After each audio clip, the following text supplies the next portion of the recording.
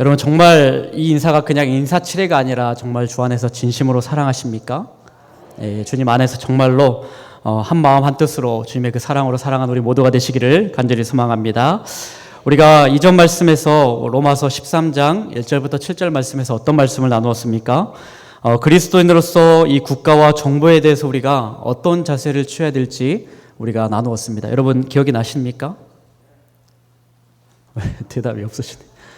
자, 우리 다시 한번 제가 말씀을 드리겠습니다. 우리가 그리스도인으로서 우리가 정부와 국가에 대해서 어떠한 자세를 취해야 되는가? 바로 복종해야 된다. 이제 말씀을 드렸습니다. 자, 왜 우리가 국가와 이 정부에 대해서 복종해야 되느냐? 왜냐하면 이 모든 권세는 하나님으로부터 났기 때문에 우리는 이 국가와 이 정부에 대해서 복종해야 된다는 겁니다. 자, 그러나 여러분 이 복종이 맹목적인 복종은 아니라는 것이라고 말씀을 드렸습니다. 그러니까 무조건적으로 복종해야 되는 것은 아니다. 왜냐하면 만약에 이 국가와 정부가 하나님의 법에 어긋난 일들을 행한다면 여러분 우리들은 거기에 순응해서는 안 됩니다.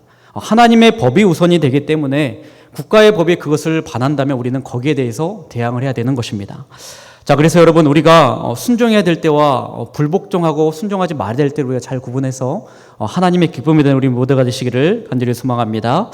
자, 이어지는 오늘 본문의 8절부터 10절의 말씀은 우리가 그리스도인으로서 사람과 어떤 관계를 맺어야 될지에 대해서 말씀을 하고 있습니다. PPT 띄워주시면 감사하겠습니다. 우리 8절 상반절 말씀 우리 함께 읽어보겠습니다. 시작. 피차 사랑의 빛 외에는 아무에게든지 아무 빚도 지지 말라. 아멘. 자, 여러분 오늘 한글 성경에는 이렇게 기록이 되어 있는데 원문을 보게 되면 이 순서가 조금 바뀌어 있습니다. 원문적인 순서를 읽어본다면 아무에게든지 아무 빚도 지지 말라. 피차 사랑의 빛 외에는 이렇게 되어 있습니다. 자, 그래서 가장 먼저 오늘 말씀하고 있는 게 무엇이냐면 아무에게든지 아무 빚도 지지 말라. 주님께서는 이렇게 말씀하고 있다는 거예요. 원문으로 직역을 하면 그 어떤 빚도 갚지 않은 채 남겨두지 마십시오. 이렇게 말씀하고 있다는 것입니다. 자, 어떤 분들은 여러분 이 말씀으로 인하여서 우리 그리스도인들은 어떤 종류의 빚도 져서는 안 된다. 이렇게 해석하시는 분들이 계십니다. 자, 그런데 여러분 우리가 살아가다 보면 우리가 피치 못하게 빚을 져야 할 때가 있습니다. 예를 들면은 뭐 사업을 한다거나 또 기업을 운영하려면 우리가 먼저 돈을 빌려서 또 건물과 장비를 사고 자, 이러한 식으로 기업과 이 사업을 운영을 해야 합니다. 또 농사를 짓는 분들을 보게 되면 돈을 빌려서 정조와 비료를 구입하고 또 새로운 작물들을 파종합니다. 자, 또 우리가 집을 살 때도 여러분 마찬가지 아닙니까? 요즘에 우리가 집을 살 때 대출을 받지 않으면 요즘에는 집을 살 수가 없습니다. 그러니까 이처럼 우리가 피치 못하게 빚을 져야 할 때도 있다는 것입니다. 자, 성경에 보게 되면 구약 성경이든 신약 성경이든 이런 것에 대해서 무엇을 얘기하냐면 빌리는 행위나 또는 빌려주는 행위에 대해서 성경은 딱 잘라서 금하고 있지는 않다라는 말씀입니다. 우리 말씀 한번 구약 성경 출애굽기 22장 25절 말씀 우리 함께 읽어보겠습니다. 시작. 내가 만일 너와 함께한 내 백성 중에서 가난한 자에게 돈을 구워주면 너는 그에게 채권자 같이 하지 말며 이자를 받지 말며. 자, 그 다음에 우리 레위기 말씀 한 번 더 넘겨주시고요. 레위기 25장 35절에서 36절 읽어보겠습니다. 시작. 내 형제가 가난하게 되어 빈손으로 내 곁에 있거든 너는 그를 도와 거류민이나 동거인처럼 너와 함께 생활하게 하되 너는 그에게 이자를 받지 말고 내 하나님을 경외하여 내 형제로 너와 함께 생활하게 할 것인즉. 자, 우리 마지막 잠언 말씀 한 번 더 보겠습니다. 잠언 19장 17절의 말씀 한번 읽어보겠습니다. 시작. 가난한 자를 불쌍히 여기는 것은 여호와께 꾸어드리는 것이니 그의 선행을 그에게 갚아주시리라. 아멘. 여러분 우리가 이 말씀들을 보게 되면 빌려주는 것이 이 구약에 허용되고 있다는 것을 우리가 발견할 수가 있습니다. 이 말은 즉슨 빌리는 것 또한 허용이 되었다는 겁니다. 빌려주는 것과 빌리는 것 모두 이스라엘에서는 일방적이고 합법적인 행위였다는 것을 우리가 알 수가 있습니다. 자, 그러면 신약시대에 들어와서 예수님께서는 뭐라고 말씀하고 계시는가? 자, 한번 넘겨주시기 바랍니다. 자, 마태복음 5장 24-22절에 보게 되면 이렇게 말씀합니다. 한번 읽어보겠습니다. 시작. 내게 구하는 자에게 주며 내게 꾸고자 하는 자에게 거절하지 말라. 자, 그 다음에 누가복음 6장 35절입니다. 시작. 오직 너희는 원수를 사랑하고 선대하며 아무것도 바라지 말고 꾸어주라. 그리하면 너희 상이 클 것이요 또 지극히 높으신 이의 아들이 되리니. 자, 이처럼 신약 성경이나 구약 성경의 말씀들을 보게 되면 어느 쪽도 빌리는 행위나 또 빌려주는 행위에 대해서 딱 잘라 금하지 않고 있다는 것을 우리가 발견하게 됩니다. 자, 그러므로 여러분 오늘 말씀 아무에게든지 아무 빚도 지지 말라, 이 말씀은 빌리거나 또는 빌려주는 행위 자체를 금지하고 있는 것이 아니라 빌렸으면 그 빌려준 사람과 합의한 대로 신속하게 온전하게 갚아야 된다는 말씀을 우리들에게 하고 있는 것입니다. 여러분 영어 성경에도 이와 같은 뉘앙스로 번역이 되어 있습니다. 어떤 빚도 계속하여 남아있도록 하지 말라. 현재 명령형으로 기록이 되어 있는데 이런 의미입니다. 성도 여러분, 계속 빚지지 마십시오. 여러분의 빚은 갚으셔야 합니다. 그러니까 일시적으로 빚을 짓는 것은 괜찮을지 모르지만 계속해서 그런 상태가 되도록 방치해서는 안 된다라는 것을 말씀하고 있는 것입니다. 자, 여러분 오늘 하나님의 말씀에 우리가 귀 기울이시길 바랍니다. 우리들은 사랑의 빚 외에는 다른 것에 빚을 져서는 안 됩니다. 다시 말하면 갚지 않는 빚을 우리가 계속 가지고 살아서는 안 된다는 것입니다. 만약에 우리가 돈을 빌렸다면 우리가 기회가 되는 대로 계속해서 그 돈을 갚아야 됩니다. 그리고 온전히 그 빚을 다 갚아야 합니다. 또 우리가 국가에 내지 못한 세금이 있다면 우리가 그것을 또한 방치해서는 안 됩니다. 내지 못한 세금이 있다면 그것도 우리가 다 갚아야 한다는 말씀입니다. 자, 이것이 오늘 아무에게든지 아무 빚도 지지 말라는 그 본질의 의미라는 것입니다. 자, 그 다음에 뒤에 이어서 사도 바울은 또 어떤 말씀을 하냐면, 자, 하나 넘겨주세요. 8절 상반절 우리 원문의 직역으로 다시 한번 읽어보겠습니다. 시작. 그 어떤 빚도 갚지 않은 채 남겨두지 마십시오. 하지만 서로 사랑해야 하는 빚은 남겨두십시오. 자, 사도 바울은 여기서 주제를 급전환하면서 뭐라고 이야기를 하냐면 우리 모든 그리스도인들에게는 일종의 영원한 빚이 있다, 이렇게 선을 하고 있습니다. 계속해서 갚아야 될 빚이 있다 말씀하고 있는 것입니다. 그 빚이 무엇입니까? 바로 사랑의 빚이다 말씀합니다. 자, 초대 교부였던 이 오리게는 이렇게 말씀을 합니다. 사랑의 빚은 우리에게 영원히 남으며 절대로 우리를 떠나지 않습니다. 이것은 우리가 매일 갚아야 하고 영원히 지는 빚입니다. 이렇게 말씀하고 있습니다. 자, 우리 그리스도인들 모두는 이 사랑의 빚을 영원토록 갚아야 하는 사람들이라는 것입니다. 우리 성도님들께 이렇게 한번 인사를 했으면 좋겠습니다. 우리는 사랑의 빚을 지고 있는 자들입니다. 우리 한번 인사를 해볼까요?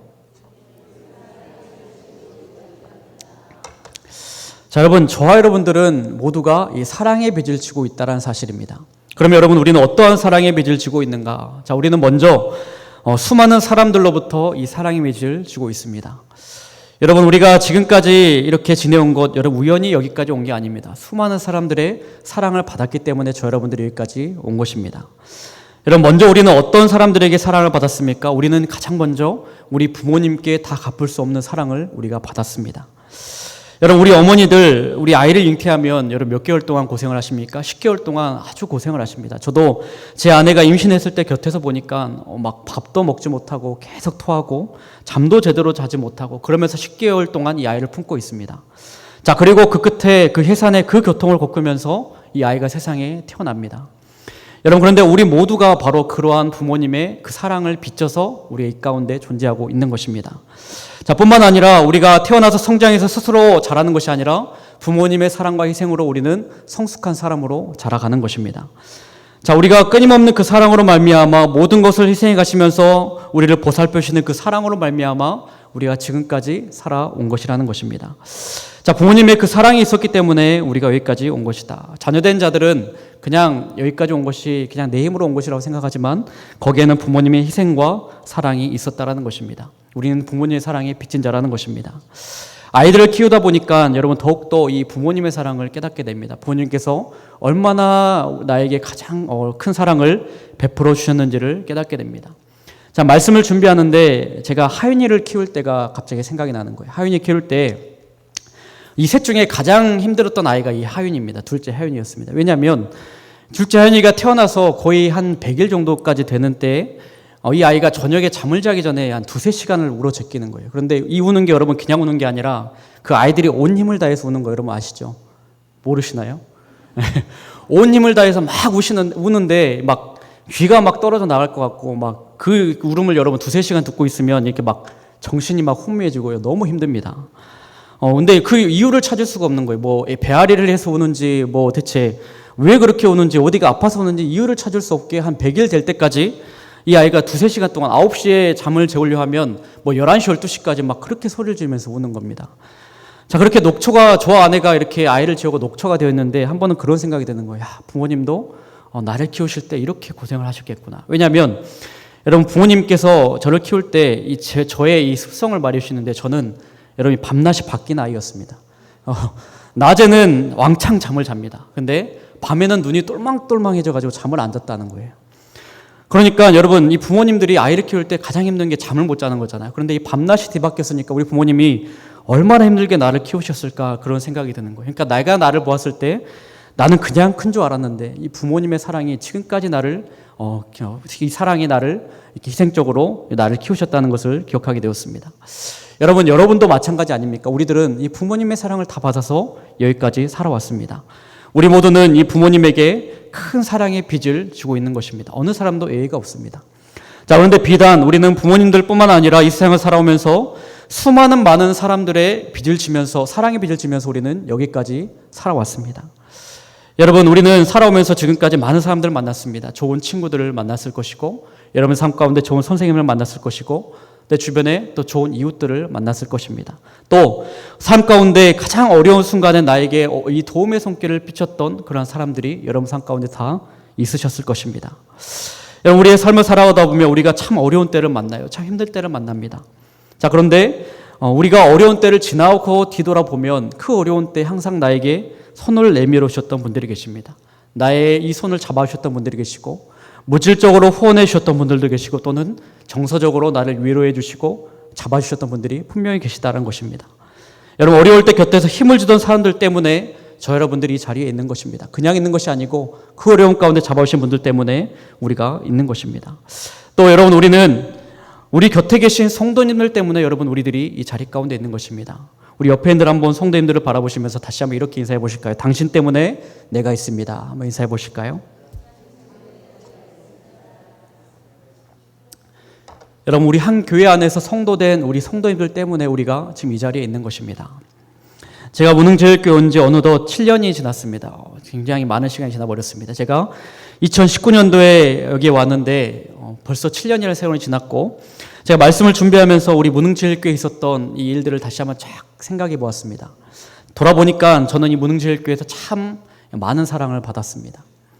자, 가장 먼저는 저는 우리 원로 목사님께 큰 사랑을 받았습니다. 원로 목사님께서 여러분 이 부족한 것이 얼마나 많았겠습니까? 그럼에도 불구하고 항상 저를 사랑으로 감싸주시고 배려해 주시고 챙겨주시던 이 원로 목사님의 사랑을 저는 기억을 합니다.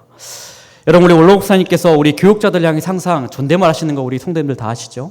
그런데 여러분 이 나이 드신 이 원로 목사님께서 자기 자녀들보다 더 어린 이 목사에게 이 존댓말 하는 것은 여러분 결코 쉬운 게 아닙니다. 그만큼 존중한다는 것이죠. 그만큼 사랑을 베풀으셨기 때문에 제가 여기까지 온 것이고 또 여러분 지금은 어떻습니까? 저는 지금 우리 담임 목사님께도 큰 사랑을 받고 있습니다. 여러분 담임 목사님 우리 교회에 처음 왔을 때 저에게 여러분 뭐라고 말씀하셨는지 아십니까? 담임 목사님이 저에게 딱 와서 하시는 말씀이 형처럼 대하라는 거예요. 저한테 오자마자 형처럼 편하게 대하라고 이렇게 말씀하시는 겁니다. 물론 담임 목사님이시기 때문에 제가 그렇게 편하게 대하실 수 없겠지만 그만큼 담임 목사님의 그 마인드는 편하게 사역하도록 저를 배려해 주신 것이죠. 자, 지금도 변함없이 담임 목사님은 저에게 형처럼 대하라고 말씀하십니다. 그러니까 지금도 변함없는 우리 담임 목사님의 사랑을 받고 있습니다. 또 지난 세월 우리 성도님들께 받은 사랑이 너무나도 크다는 것을 제가 말씀을 준비하면서 다시 한번 기억을 했습니다. 마음 같아서는 여기서 여러분이 베푸신 그 사랑 하나하나를 다 말씀드리고 싶은데 그러면 시간이 너무 많이 지날 것 같아서 말씀은 다 못 드리겠고 세세하게 말씀을 다 못 드려도 우리 성도님들이 사랑이 있었기 때문에 제가 지금 이 자리에 서 있는 것입니다. 여러분 이처럼 우리는 지금까지 살아오면서요 많은 사람들에게 이 사랑의 빚을 지고 있습니다.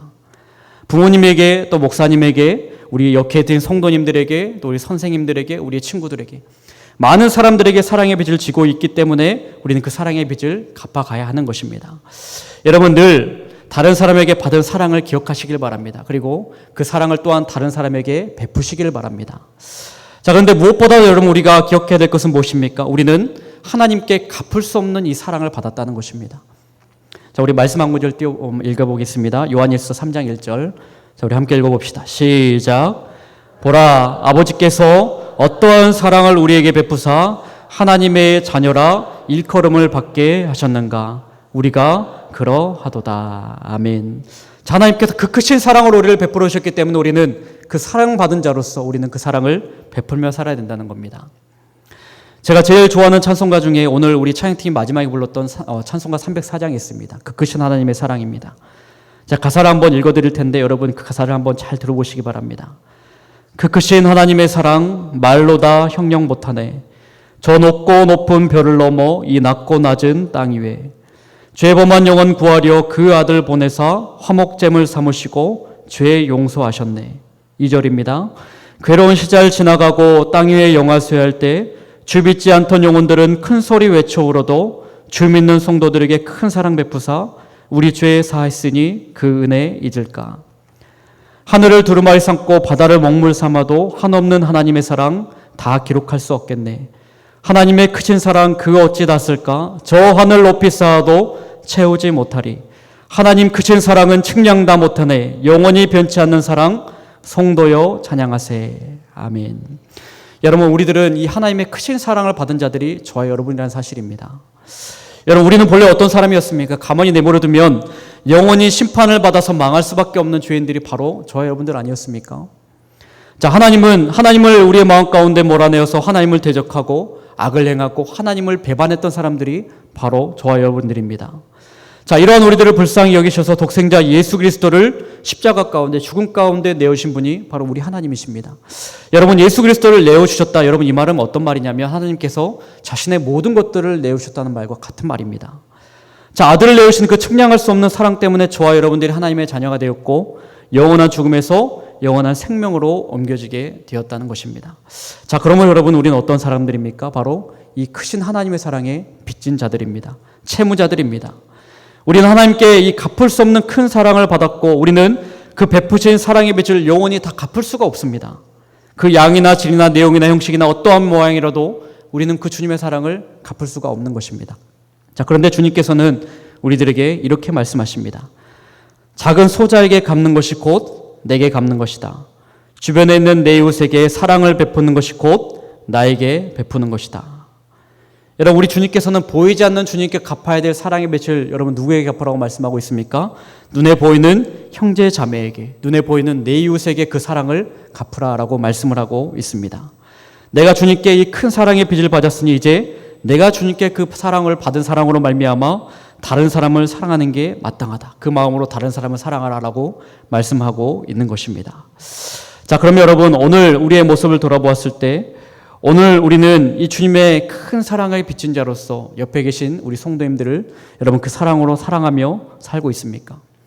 여러분, 우리의 마음에 전심으로 한번 물었으면 좋겠습니다. 우리는 주님의 그 사랑을 지금 빚진 자로 받고 있는가? 그리고 그 빚진 자로서 나는 지금 다른 사람을 사랑하며 살아가고 있는가? 여러분, 우리 이번에 수련회를 다녀왔는데 여러분, 우리 수련회 주제가 무엇이었습니까? 다시 뜨겁게였죠. 자, 그런데 여러분, 우리가 다시 뜨겁게 회복해야 될 것이 있습니다. 그것이 무엇일까요? 바로 주님의 사랑입니다. 우리 안에 이 주님의 사랑을 다시 회복해야 된다는 것입니다. 우리가 이 빚진 자의 심정으로 우리의 이웃을 사랑하며 살기 위해서는 우리 안에 이 십자가에 대한 이 십자가의 감격이 우리 가운데 다시 회복돼야 된다는 것입니다. 하나님의 사랑이 우리 안에 회복되지 않고는 여러분, 우리는 빚진 자로 살아갈 수가 없습니다. 그 사랑이 회복되지 않고는 우리는 말씀에 순종하는 삶도 살아갈 수가 없는 것입니다. 우리를 은혜로 구원하신 그 하나님의 사랑이 우리의 마음에 가득할 때 우리는 사랑의 빚진 자로서 옆에 계신 우리 성도님들을 하나님의 사랑으로 사랑하며 살아갈 수가 있는 것입니다. 우리 요한일서 말씀 한번 읽어보도록 하겠습니다. 요한일서 4장 10절에서 11절 말씀입니다. 시작. 사랑은 여기 있으니 우리가 하나님을 사랑한 것이 아니요 하나님이 우리를 사랑하사 우리 죄를 속하기 위하여 화목제물로 그 아들을 보내셨습니다. 사랑하는 자들아, 하나님이 이같이 우리를 사랑하셨은즉 우리도 서로 사랑하는 것이 마땅하도다. 아멘. 여러분, 우리 내면에 먼저 하나님이 이같이 우리를 사랑하셨은즉 그 사랑이 회복돼야 됩니다. 자, 그 다음에 우리를 사랑하신 그 사랑이 회복되어야 그 감격으로 우리가 다른 사람을 사랑할 수가 있습니다. 자, 사도 바울은 에베소 성도들을 위해서 기도할 때 이렇게 기도합니다. 이 기도 제목이 우리의 기도 제목이 되기를 원합니다. 우리 한번 읽어보겠습니다. 에베소 3장 17절에서 19절의 말씀입니다. 시작. 너희가 사랑 가운데서 뿌리가 박히고 터가 굳어져서 능히 모든 성도와 함께 지식에 넘치는 그리스도의 사랑을 알고 그 너비와 길이와 높이와 깊이가 어떠함을 깨달아 하나님의 모든 충만하신 것으로 너희에게 충만하게 하시기를 구하노라. 아멘. 자, 우리 안에 하나님의 사랑을 깨닫게 해주시기를 기도하는 것입니다. 여러분, 이 기도 제목이 우리의 기도 제목이 되기를 원합니다. 그래서 여러분, 오늘 말씀 우리가 기억하면서 주님, 우리 안에 그 십자가의 사랑이 회복되기를 원합니다. 우리 함께 기도하시고, 또 그리하여 해서 우리가 빚진 자로서, 우리가 그 주님의 사랑을 받은 자로서 내 이웃을 사랑하며 살아가는 내가 될 수 있도록 힘과 능력을 덧입혀 주시옵소서. 이렇게 주님 앞에 간구하며 기도하는 우리 모두가 되시기를 간절히 소망합니다. 함께 기도하겠습니다. 거룩하신 하나님 아버지, 오늘도